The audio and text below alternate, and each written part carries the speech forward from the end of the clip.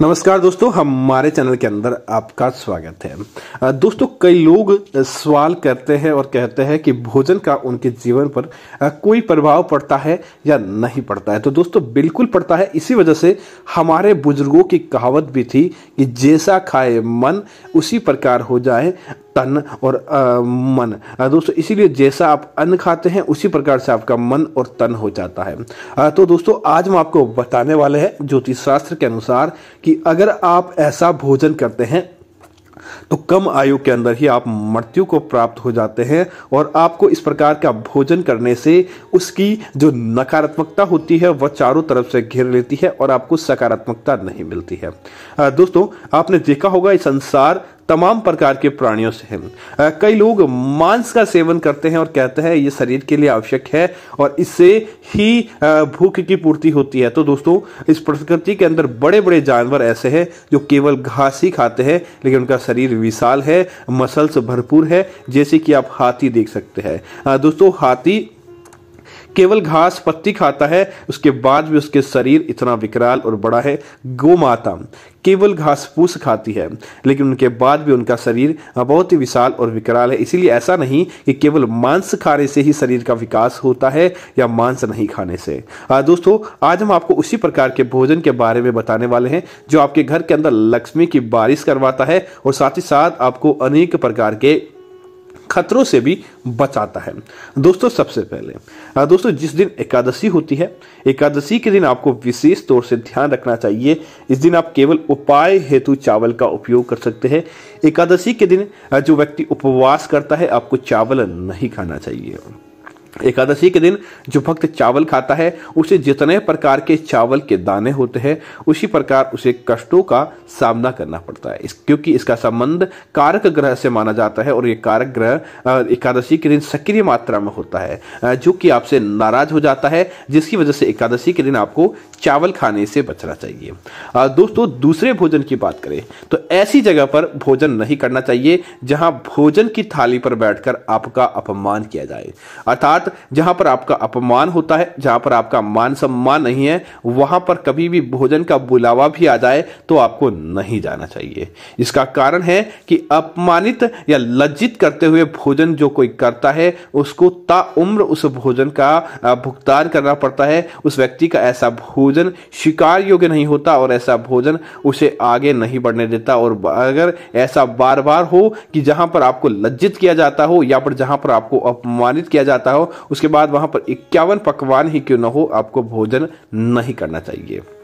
दोस्तों, इसी तरह ऐसी महिला जो बीमार है और उसकी क्षमता नहीं है कि वह घर का काम कर पाए, उसके बाद भी उसके हाथों से अगर आप जबरदस्ती भोजन, चाहे आपकी पत्नी, आपकी माता या आपकी बहन ही क्यों न हो, बीमार महिला के हाथों से आपको भोजन नहीं करना चाहिए, बल्कि उन्हें तो आपको स्वयं भोजन करवाकर खिलाना चाहिए। ऐसी कोई महिला जो बीमार है, उसका भोजन, उसके हाथ से बना भोजन आप करते हैं, जो कि वह तमाम पीड़ा को सहते हुए बनाती है, आपको कुछ नहीं बोलती, लेकिन दोस्तों उसे घर के लक्ष्मी माना जाता है। उसके बाद जब आप ऐसा भोजन करते हैं तो आपका मन कभी भी पवित्र नहीं होता। आपको कई न कई प्रकार से कोई कष्ट या किसी प्रकार का ऐसा संयोग बैठता है कि आपको नुकसान उठाना पड़ सकता है। बीमार महिला को तो कोई स्वस्थ व्यक्ति अपने हाथों से भोजन करवाता है तो दोस्तों उस भोजन का पुण्य कई गुना तक बढ़ जाता है।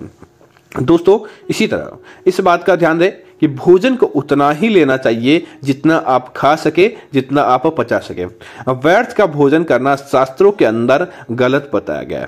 ऐसे अन्न देवता का अपमान माना जाता है। इसीलिए कोई ऐसा व्यक्ति जिसे किस प्रकार के भोजन की जानकारी नहीं हो, हर प्रकार का भोजन अपनी थाली के अंदर ले लेता है, उसके बाद भोजन को जूठा छोड़ता है। दोस्तों, अगर आप भोजन को जूठा छोड़ते हैं तो दोस्तों इसे अन्न देवता का अपमान माना जाता है। इसकी वजह से उसके बाद आपको तमाम प्रकार की पीड़ाएं भोगनी पड़ती है। आपको जितना आप अन्न छोड़ते हैं उतना ही आपको आपके जीवन के अंदर कष्ट देखने को मिलते हैं। इसीलिए आप कभी भी जूठा भोजन नहीं छोड़ें।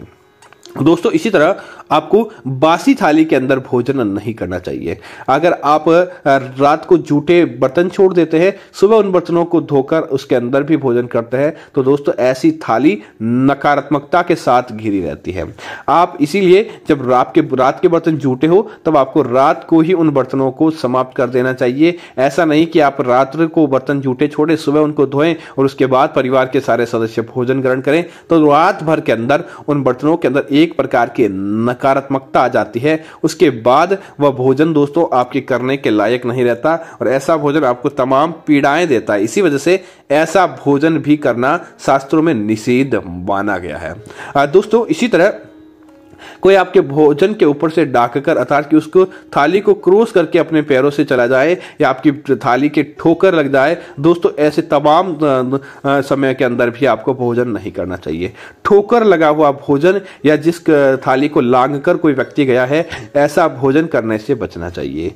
माना जाता है कि अगर आप ऐसा भोजन करेंगे तो निश्चित तौर पर आपकी आयु को प्रभाव पड़ता है, कम उम्र के अंदर आपकी मृत्यु हो जाती है और साथ ही साथ ठोकर लगा भोजन खाने के योग्य नहीं माना जाता है। इस भोजन को आप किसी जानवर को खिला दें, लेकिन आप इस भोजन को नहीं खाएं, क्योंकि जिसका कारण है कि ऐसा भोजन करने से कम उम्र में मृत्यु, तमाम प्रकार के मानसिक और शारीरिक दोष और साथ ही साथ परिवार के अंदर अनेक प्रकार की नकारात्मकताएं देखने को मिलती है। इसी वजह से ऐसा काम आपको नहीं करना चाहिए। दोस्तों दूसरी चीज की बात करें, सूर्य अस्त होने से पहले जो भोजन किया जाता है उसे बड़ा ही पवित्र माना जाता है, तो जितना ज्यादा संभव हो आपको सूर्य अस्त होने से पहले भोजन कर लेना चाहिए। रात्रि को जो भोजन करते हैं दोस्तों, इससे केवल आपकी उदर की पूर्ति होती है कि उदर के अंदर भोजन आ जाता है, लेकिन ऐसा भोजन आपको लिए पवित्र नहीं होता। ऐसा भोजन आपकी मानसिक क्रियाओं को तेजस नहीं बनाता। इसीलिए जैन धर्म के अंदर दोस्तों आपने देखा होगा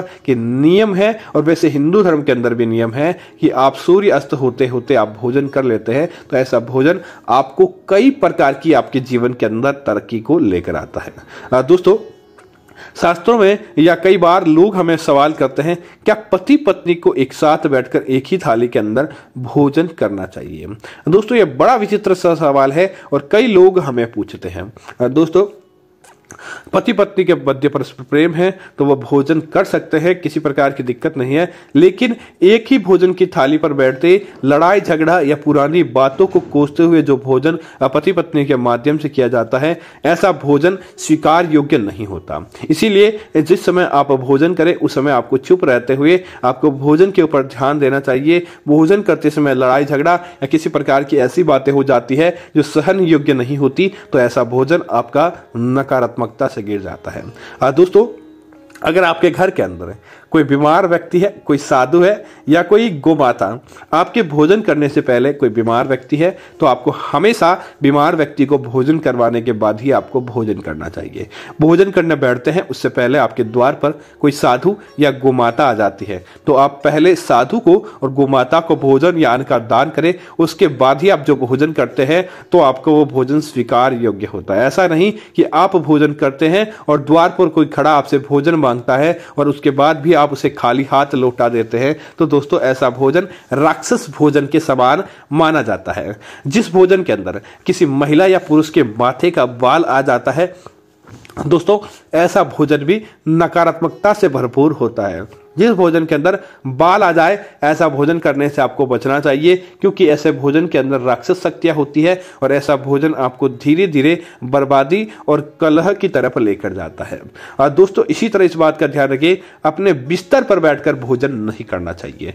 जो व्यक्ति बिस्तर पर भोजन करता है उसकी आयु कम हो जाती है। उसके पति पत्नी, क्योंकि दोस्तों बिस्तर पति पत्नी के सोने का स्थान होता है, तो पति पत्नी के मध्य परस्पर प्रेम भी कम होता है। इसीलिए ऐसी गलती भी नहीं करें कि बिस्तर पर आप बैठकर भोजन करें और उसके बाद उसका खामियाजा आपको पारिवारिक दुख देखकर मिलता है। इसीलिए ऐसा काम भी नहीं करना चाहिए। दोस्तों जिस व्यक्ति ने उपवास किया है दोस्तों, आपको उस दिन के लिए भोजन का नाम तक नहीं लेना चाहिए। जिस समय आप भोजन व्रत खोलने के लिए बैठते हैं, उसी समय जो व्यक्ति भोजन उपवास कर लेता है उसके बाद उसके मन में बार बार कुछ खाने की या बार बार भोजन करने की या भोजन को देखकर व्यक्ति का हृदय पिघल जाता है, ऐसे व्यक्ति को उपवास भी नहीं करना चाहिए। क्योंकि आप अपने तन को कंट्रोल में नहीं रखते हुए उपवास करते हैं, तो दोस्तों ऐसा उपवास भी आपका स्वीकार, क्योंकि आपका लालच भगवान की पूजा में नहीं भोजन करने के लिए पड़ा है, तो ऐसा भोजन या ऐसा उपवास भी आपका स्वीकार